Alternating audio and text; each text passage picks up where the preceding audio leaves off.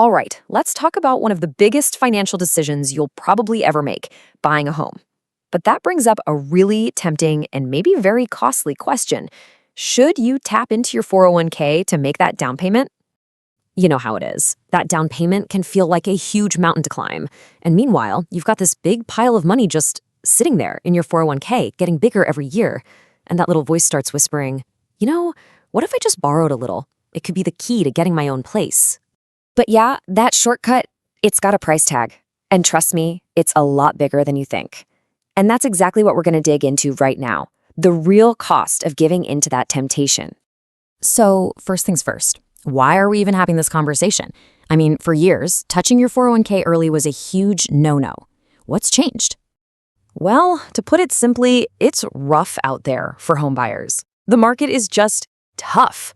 Mortgage rates are still over 6%, and that 20% down payment, it feels totally out of reach for a lot of people. And then this whole idea got a huge boost when a political proposal started floating around to make it easier to pull from your 401k for a house. Suddenly, the debate was everywhere. Okay, so let's say you do it. You take the plunge. What happens right away? Well, think of it like a toll road. You gotta pay up front just to use it. The technical term for this is an early withdrawal. Basically, taking money out before you're 59 and a half. And when you do that, you get hit with an instant 1-2 punch of penalties.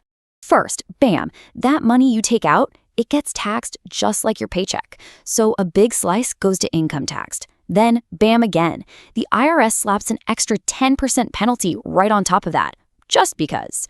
So right off the bat, a huge chunk of that money is just gone. Poof, before you even see it. And this is really the heart of the matter. As wealth manager Brian Schmiel says, your 401k is a retirement vehicle, right? It's not supposed to be a short-term savings account or a piggy bank for a house. But here's the crazy part. Those taxes and penalties we just talked about, that's not even the worst of it, not by a long shot. This is where we get to the really staggering number, the true cost. We're not talking about a few grand in taxes. We're talking about a potential loss of over $500,000. Yeah. This is the $600,000 question.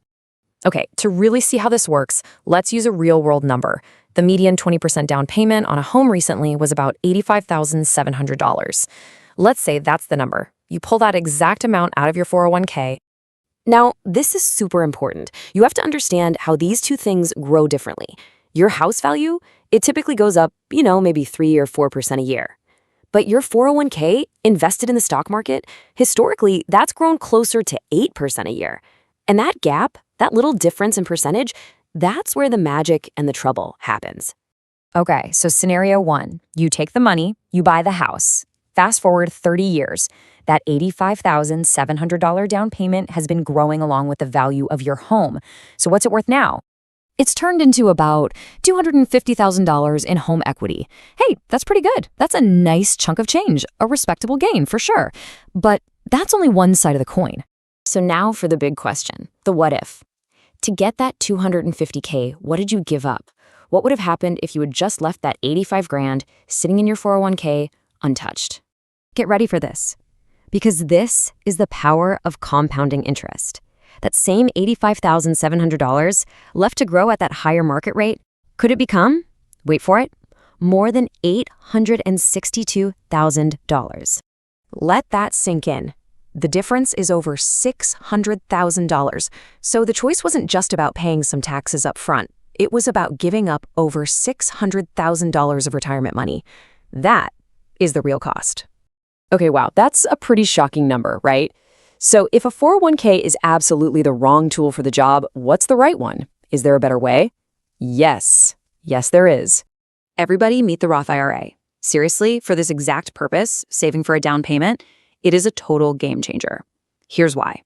You can take out the money you personally put in, your contributions, anytime you want, for any reason. No taxes, no penalties. It's your money, free and clear. And there's a bonus for first-time homebuyers.